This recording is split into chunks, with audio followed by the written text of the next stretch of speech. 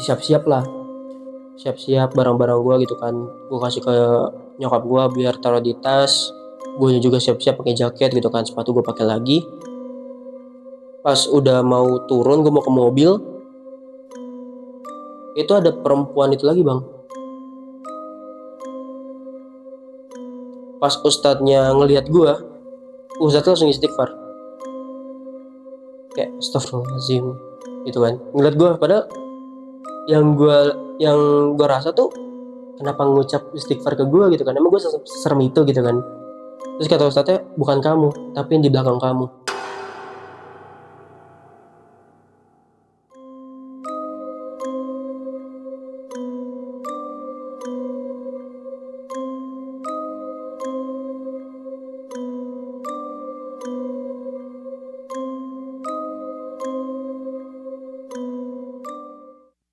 Halo Sobat Penatua, balik lagi bareng gue Refdi. Gimana nih kabar kalian semua?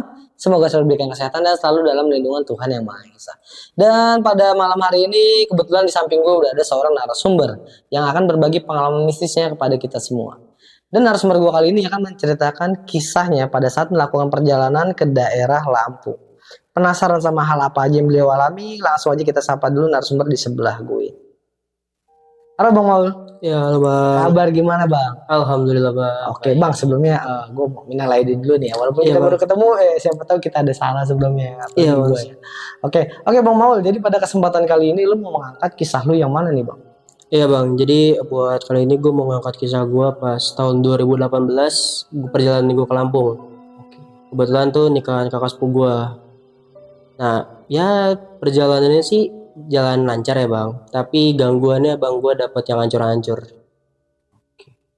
Dan gue juga dapat informasi dari tim kreatif gue yang dimana kalau lu ini diteror sampai rumah ya. Iya, sampai ngikut balik ke Jakarta. Sampai balik ke Jakarta ya.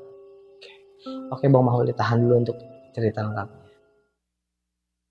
Oke nih Sob, sebelum kita masuk ke ceritanya, lagi-lagi gue mau menginformasikan buat kalian semua untuk dukung terus channel ini dengan cara like, comment, and share. Dan jangan lupa juga di subscribe nih, agar kami makin semangat menghadirkan narasumber-narasumber lainnya di tengah kesibukan kalian. Dan gue rasa cukup, nggak usah berlama-lama lagi, langsung aja kita masuk ke ceritanya.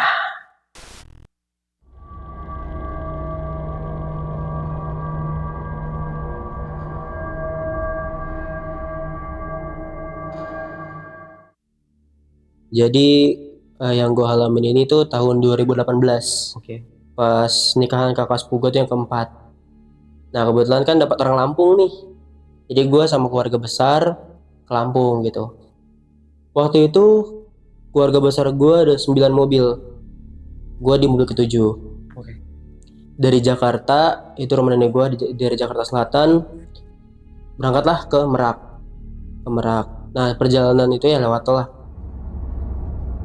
Sampai ke Merak, dapat kapal, naik. Nah di kapal, ya gue waktu itu tahun 2018, umur gue masih 14 tahun. Ya bocil-bocil. Iya bocil-bocil SMP gitu kan, yang pengen banget tahu segala hal. Oke. Nah pas nyampe kapal, parkir mobil, naiklah pada ke atas gitu kan. Pada ke atas ke ruang tunggu. Pas di ruang tunggu itu, gue tuh orangnya gak bisa diem bang. Gue pengennya nge-explore gitu kan. Ya gue lari-lari lah gitu kan, nge-explore kapal di ruang tunggu gitu kan. Sampai akhirnya gue bosen, gue turun ke bawah ke parkiran mobil. Nah di parkiran mobil itu kan di samping itu kan kayak ada space dikit buat orang-orang pada ngeliat laut gitu kan. Nah gue ke situ, gue ngeliat laut. Nah di belakang gue tuh kayak ruangan tapi gelap. Di ruangan kapal tapi gelap. Pas gue lagi enak-enak ngeliat laut gitu sambil diri gini, gue denger ada suara kayak langkah kaki. Tapi kan kalau gue diri tuh space-nya buat satu orang doang. Nah gue denger tuh dari dalam ruangan. Oh gue pikir kru kapal gitu kan yang lalu lalang di dalam. Ya udah gue abain gitu kan. Gue masih ngeliat laut. Nah tiba-tiba di belakang tuh kayak ada yang lewat. Gue ngerasa ada yang lewat gitu. Tapi gue ngerasa itu bukan di dalam ruangan, tapi di belakang gue persis. Harusnya kan kalau ada yang lewat itu misi, itu kan ada suara misi atau apa gitu. Ini enggak bang, gue ngerasa kayak ada yang lewat aja, tapi nggak ada suara langkah kaki, nggak ada suara apapun gitu. Kita bilang misi itu nggak ada. Ya udahlah, gue nggak mikir apa-apa gitu kan, mungkin cuma angin. Sampai akhirnya gue udah lumayan lama di bawah, gue mau naik ke atas. Pas gue mau ngebalikin badan, itu di kan kalau kapal kaca bulat gitu kan. Iya. Itu di situ gue ngeliat ada kayak perempuan, tapi dia nyamping, dia gitu nyamping gitu. Di kaca tuh nyamping, mukanya madep sana. Oh, gue pikir itu kru cewek gitu kan. Ya udahlah, gue abein. Gue naik ke ke tempat keluarga gue di ruang tunggu. Ya, biasalah gitu kan, anak-anak bercanda lagi gitu kan, ngobrol-ngobrol sampai akhirnya gue ngantuk. Gue tidur di bangku gitu, gue tidur di bangku. Nah, di tidur gue itu gimana sih, kayak orang tidur, harusnya kan orang tidur itu mimpi gitu kan. Ini gue tidur tapi blank, hitam, kayak nggak mimpi nggak apa gitu. Tapi nggak lama kemudian di mimpi gue itu gue dengar ada suara perempuan ngomong gini, ayo main sama tante. Ya gue mikirnya itu suara tante gue asli gitu kan, karena kan gue mikirnya oh gue dengar gitu kan, masih denger lah, nggak sadar gitu.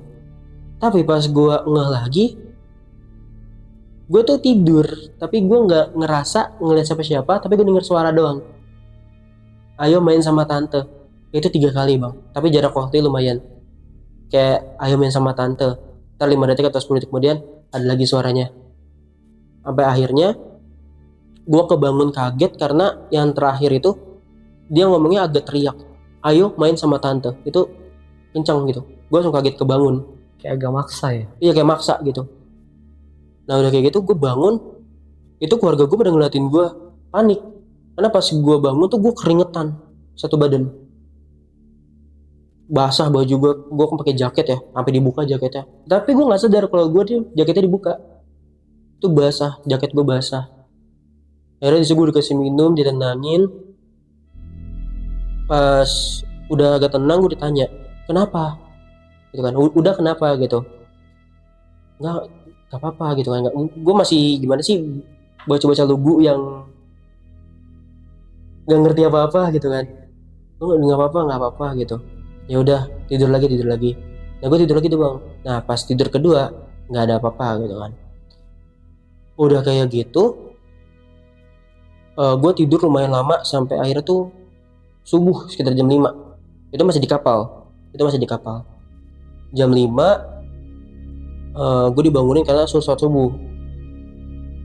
Gue sholat subuh, ternyata tuh saudara-saudara gue tuh udah duluan.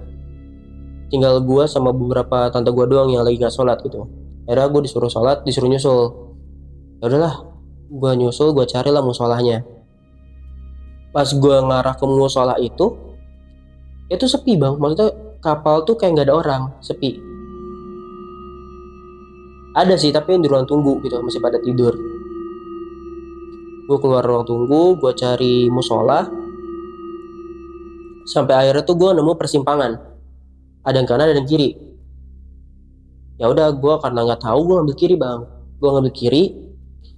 Nah pas gue ngambil kiri tuh makin gak ada orang, makin bener-bener sunyi. Dan ruangan agak depan lagi tuh udah gelap. Ya gue mikirnya oh itu kali musolahnya gitu kan. Ya gue mikirnya kayak oh yaudah itu musolahnya kali, di dalamnya cuma nyalain tapi luarnya emang gelap. Gue masuklah ke lorong itu gitu kan. Emang sih di samping kanan kiri itu emang ada lampu tapi remang-remang. Sampai akhirnya gue nemu satu ruangan yang di dalam itu ada kayak orang gitu, kayak ada aktivitas. Ya gue pikir itu musolahnya kan. Gue buka, itu ruangan remang-remang, ya remang-remang gitu kan, kayak gelap enggak, terang juga enggak. Nah di situ ada perempuan tapi ngebelakangin gue.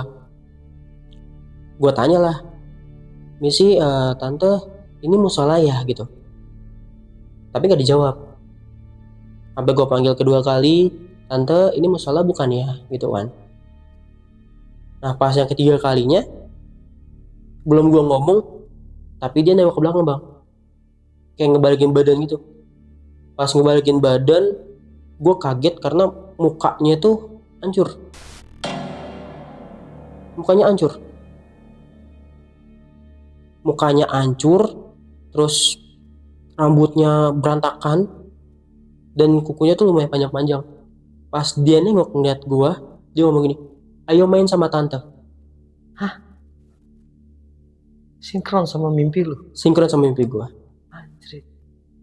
Wah, di situ gua kabur, tapi gua keluar lorong itu tuh kayak lama banget bang.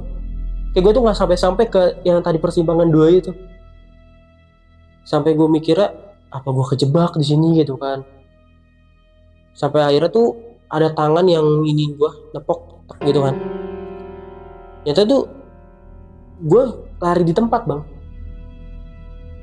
Pantesan gak nyampe-nyampe. Gua lari di tempat. Sampai tuh tangan kayak gini, ada suara gitu bang gua, ayo main sama tante. Di sini aja sama tante kita main. Anjir.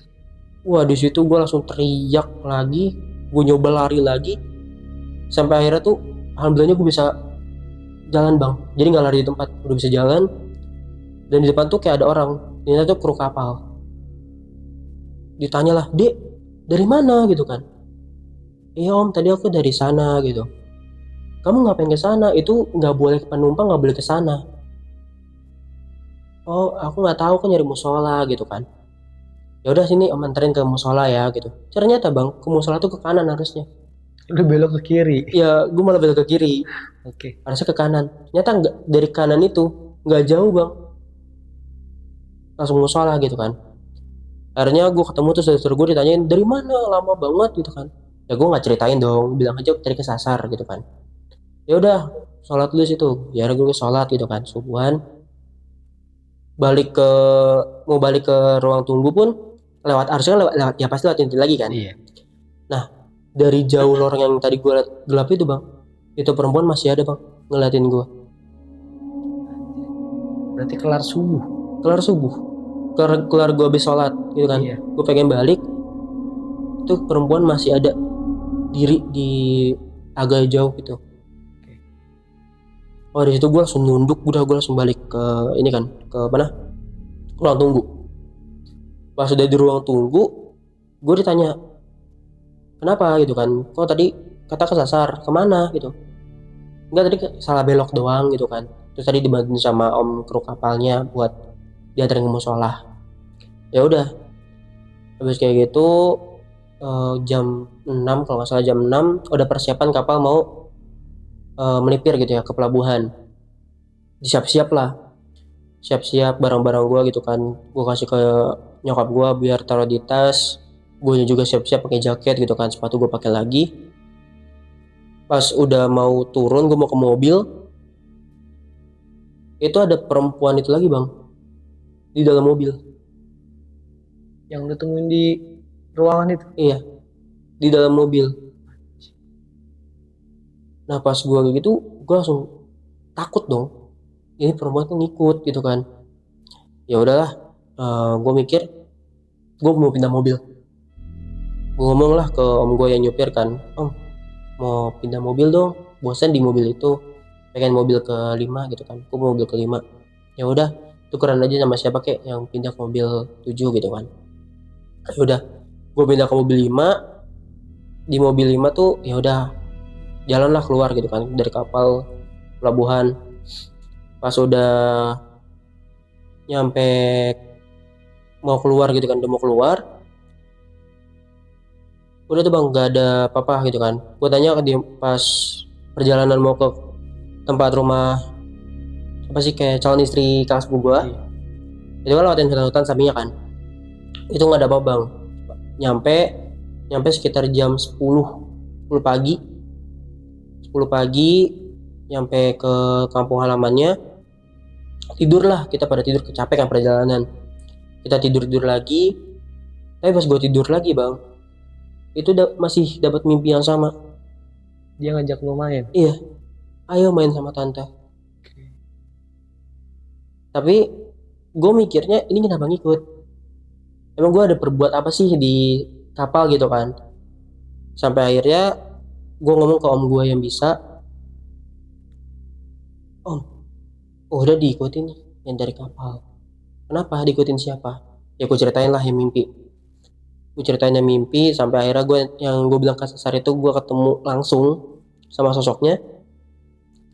Terus sama om gue, ya udah nanti om beresin. Bener tuh bang, jadi gue tidur dari jam 10 sampai jam 1. Nah pas jam 1 itu gue bangun sama om gue langsung, ayo ikut om kita sholat zuhur dulu.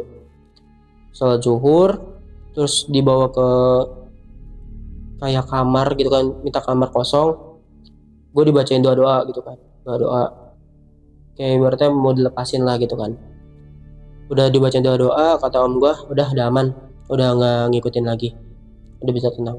Ya bener tuh bang, gue nggak dapet mimpi lagi, nggak dapet tuh lagi gitu kan. Berjalanlah nikahan kakak sepupu gue gitu kan pada hari Sabtu. Nah pas kita tuh nggak nginep lagi, jadi pas datangnya doang kita nginep, tapi pulangnya kita langsung, jadi pas hari Sabtunya itu kita langsung pulang lagi. Berarti selesai resepsi langsung cabut lagi. Iya, ya sore ke malam kita berangkat lagi. Kebetulan waktu itu kita berangkatnya di habis maghrib pulangnya. Habis maghrib ya sekitar jam setengah 7-an lah kita berangkat lagi ke Pelabuhan Bakauheni.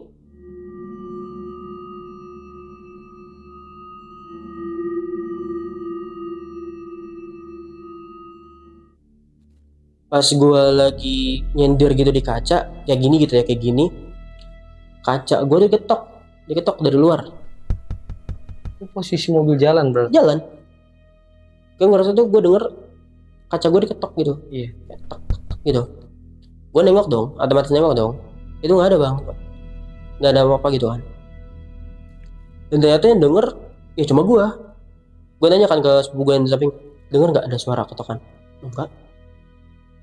Oh, ya udah gitu kan, ya udah gue diemin lagi. Nggak lama kemudian denger lagi tuh bang ketokan, ada lagi tuh ketokan, tak tak tak, ketokan lagi gitu kan. Gue tanya lagi dong, denger nggak ketokan? Enggak. Lu kenapa sih? Nggak apa-apa gitu. Ya udah pas udah kayak gitu, nggak lama mau masuk pelabuhan, ya gue iseng lah nengok ke kaca lagi. Nah di kaca itu bang, gue ngeliat ada perempuan lagi, tapi perempuannya beda sama yang kapal, yang di kapal. Oh, beda Beda. sosok. Ini lebih hancur, lebih serem. Mukanya tuh nggak ada kulit, jadi nggak ada kulitnya. Matanya gede, melotot ke gue. Itu bener-bener dia melayang di mobil gue, ngikut gini. Dia ngikutin mobil gue gitu, dia melayang. Iya. Udah kayak gitu, gue langsung refleks nengok ke depan lagi gitu kan. Itu gue udah keringet dingin, tapi nggak lama hilang sosoknya hilang. Gue di kapal lagi kan, dan gue dapat kapal yang sama bang pas gue berangkat. Oh, masih kapal itu juga bro. Kapal itu juga gue dapatnya persis banget gitu, kapal yang persis. Akhirnya ya udahlah, Bismillah aja gitu kan, karena gangguan yang nggak begitu udah diituin, maksudnya udah diberesin, mungkin dia udah nggak ganggu lagi. Pas udah di kapal, gue tuh yang tadinya pengen ekspor lagi karena gue takut pikirnya gue dapat kapal baru, masa kapal yang lain gitu kan, tapi dapat kapal yang sama, gue jadi takut kan. Ya akhirnya gue di ruang tunggu aja. Udah kayak gitu gue tidur kan, mau tidur lah, ngantuk. Gue tidur ngantuk.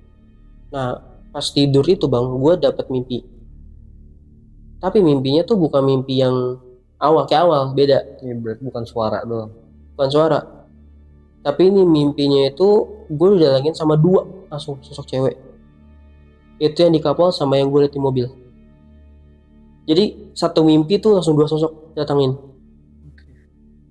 Nah yang satu ngomong ayo main sama tante, yang satu lagi cuma ketawa. Yang gue liat di mobil tuh ketawa, yang kapal tuh yang ngajak main. Oh di situ gue langsung tanpa babi gue langsung kebangun kaget. Sama om gue ditanya, diganggu lagi gitu kan. Iya diganggu lagi.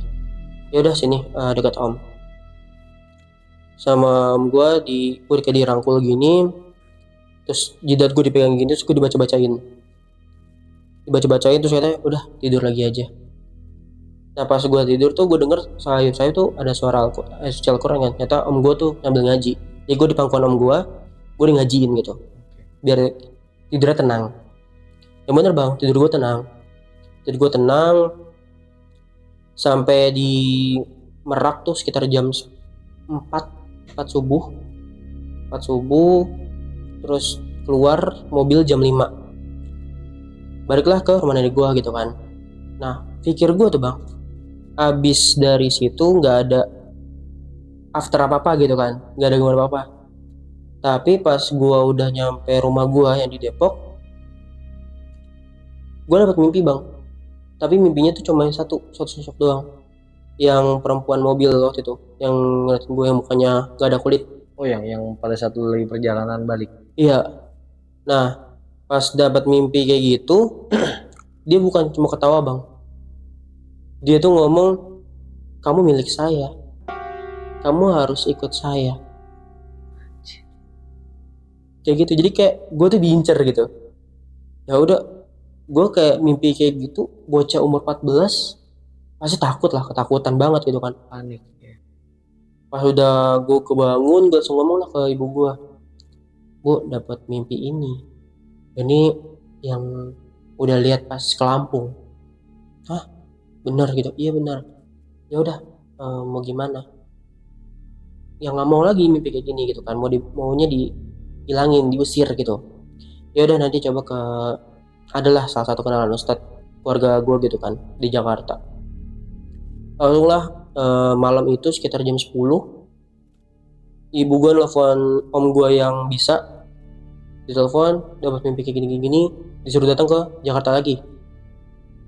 Langsung tuh bang, malam itu juga langsung berangkat. Terus nyampe di rumah nenek gue, itu ada om gue yang bisa, terus ada tante gue, orang tua gue, terus sama nenek gitu kan. Nah pas udah datang tuh emang udah ada ustadznya. Pas ustadznya ngelihat gue, ustadznya langsung istighfar, kayak astagfirullahaladzim gitu kan, ngeliat gue. Padahal yang gue rasa tuh, kenapa ngucap istighfar ke gue gitu kan, emang gue serem itu gitu kan. Terus kata ustadznya, bukan kamu tapi yang di belakang kamu. Ya gue takut dong, maksudnya apa nih di belakang gue gitu kan. Yaudah sini kamu duduk tuh bang, gue di depan ustadznya. Pas ustadznya ngomong, dia nanya ke gue gini, kamu pas kemana ngeliat apa nggak gitu. Ya gue ceritain lah, Ustadz yang di pas kemarin ke Lampung saya ngeliat yang perempuan di kapal. Terus pas pulang mau ke Jakarta lagi, pas di perjalanan saya ngeliat sosok perempuan Ustadz yang nggak ada kulitnya. Nah pas Ustadz yang ngomong, oh iya benar gitu kan. Bener maksudnya tuh gimana? Itu perempuan yang nggak ada kulitnya ikut kamu sampai sini. Terus gue bilang lagi kan, Ustadz sebelumnya saya dapat mimpi sebelum kesini, si perempuan ini ngomong kamu milik saya, kamu harus ikut saya, kayak gitu kan. Terus kata ustadznya, gak bisa, kamu tuh bukan milik dia, kamu tuh harus lawan dia gitu kan. Sampai akhirnya dimana ustadz itu negosiasi sama nih sosok itu kan, mau ngelepasin atau mau dihabisin gitu bahasanya gitu kan. Akhirnya sosok ini bilang, yaudah saya dilepas, maksudnya guanya dilepas gitu. Tapi dia punya syarat, harus dipulangin. Dia minta dibalikin. Minta dipulangin ke Lampung. Aduh. Di situ kan kacau kan, maksudnya kayak, aduh balik ke Lampung, ongkos lumayan gitu kan. Wah sudah kayak gitu, ustadz negosiasi lagi, mau gimana kamu pulanginnya? Ya saya harus dibalikin, saya nggak bisa pulang gitu kan, karena kan lintas laut gitu kan. Ya udah mau gimana, ya saya maunya dibalikin, kata ustadznya gitu kan ke sosoknya. Dia minta dibalikin. Sampai akhirnya ustadz tuh nego bilang, ya udah kita adain kayak larung. Dilarung. Jadi kayak sosoknya nih dilarung lah bahasanya gitu kan. Oh ya udah kata nenek gua, ya udah besok pagi kita siapin semua. Jadi gua nginep di situ. Sama ustadz juga nginep di situ. Tapi ustadz tuh nggak tidur. Ustadz tuh nyiapin beberapa, ya gue nggak paham itu apa, di kayak tempayan apa sih ya, tempayan gitu ya yang gede ya. Yang gue tahu sih kayak ada bunga, terus kayak ada atau apa kayak di mangkok isinya air gitu, sama ada botol yang kosong ya, gue nggak tahu itu apa. Akhirnya besok paginya kita nyari kayak pantai, tapi pantai itu yang sepi ya, gue nggak bisa sebut pantainya gitu kan. Kita ke pantai itu, terus dibaca doain, gue didoain ya, ibaratnya kayak di ruqyah gitu kan. Di ruqyah terus di botolnya tuh dibuka, terus kayak nggak tahu diapain, dimasukin apa gitu, kayak ya kayak masukin apa gitu, ditutup, terus didoain lagi, dilarung. Botolnya dibuang tuh. Dilarung, diikut dilarung. Iya. Terus kata ustadznya itu yang di botolnya itu sosok itu. Nanti kemanapun botol ini ada, nyampe gitu kemanapun ya, nanti sosok itu yang ke situ. Intinya dilarung, dilepas gitu kan. Pas udah dilarung gitu, belum selesai bang. Gue balik ke rumah, gue dimandiin kayak air kembang. Gak tau kembang apa, gue nggak paham. Sambil doain gitu. Pas udah mandi kembang, gue diruqyah. Bener-bener diruqyah full total gitu. Dari kan ke pantai itu pagi sekitar jam 9. Iya. Balik nyampe ke rumah nenek gue tuh sekitar jam 2. Nah dari jam 2 ke asar itu gue dimandiin. Nyampe gue langsung dimandiin. Nah dari asar sampai isya itu gue diruqyah. Lama juga. Dibersihin total. Karena katanya tuh sosok itu udah nempel di gue, bukan ngikut lagi tapi nempel. Jadi energi dia tuh masih ada sisa di gue. Jadi kayak dibersihin total, dihabisin gitu energinya. Sampai isya, gue tuh ngerasa badan gue yang tadinya tuh beban berat, lama-lama tuh kayak hilang sampai enteng banget. Nah itu mungkin efeknya kali ya, efek di ruqyah kayak gitu. After di ruqyah itu gue harus sering kayak sama ustadz tuh dikontrol kayak gimana udah aman belum gitu kan. Pas udah ya berjalan 2 mingguan lah, udah ya hilang gangguannya, udah nggak ada lagi di gue, energinya pun juga udah hilang. Dan pas yang posisi larungan itu sih emang bener-bener gue tuh ngerasa gue kayak ngikut laut gitu. Perasaan gue tuh kayak gue tuh lagi diombang-ambing di laut pada saat belum di ruqyah. Tapi setelah di ruqyah tuh udah perasaan gue udah plong, udah hilang beban lagi ya. Udah normal lagi, dan udah ringan lah badan gue gitu. Nah setelah kejadian itu lu di ruqyah sama Pak Ustadz itu afternya tuh udah aman tuh, nggak dapat gangguan lagi. Iya bang, udah aman, udah plong aja gitu badan gue, udah enteng. Bang, gue jujur sih penasaran sih bang ya, maksudnya untuk spesifik dari si sosok yang ikut lu ini, menurut penjelasan dari Pak Ustadz ini dia wujudan dari apa sih sebenarnya? Yang kapal atau yang mobil bang? Yang ngikut dulu nih, yang ngikut. Okay. Kalau yang di mobil yang ikut gue itu, kata Pak Ustadznya sih, dia sosoknya emang perempuan ya bang, perempuan, tapi bukan kuntilanak. Soalnya kata Pak Ustadz tuh bajunya tuh acak adul kayak mana sih? Nggak bagus lah, kayak cuma camping. Terus rambutnya juga kayak orang kebakaran yang inilah dia. Terus sama ya nggak ada kulitnya, matanya gede, terus ya cuma kelihatan matanya doang, terus kulit udah. Jujur gue penasaran ya bang, dari segi Pak Ustadz nih, ada nggak sih dia nyampaikan tentang apa ya, dia kan sempat berkomunikasi ya sama makhluk yang pada saat lu lagi diobatin.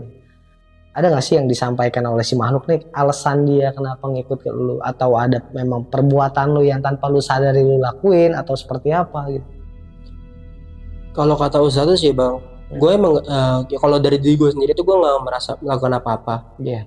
Nah dari POV Ustadz ini yang komunikasi sama sosok ini, dia bilangnya ya sosok ini emang mau ngincer gue aja karena ngelihat gue, terus ya mungkin bahasanya ini mangsa empuk, gue diincar buat dijadi ya gimana sih, kayaknya sih nyari tumbal lah bahasa gitu.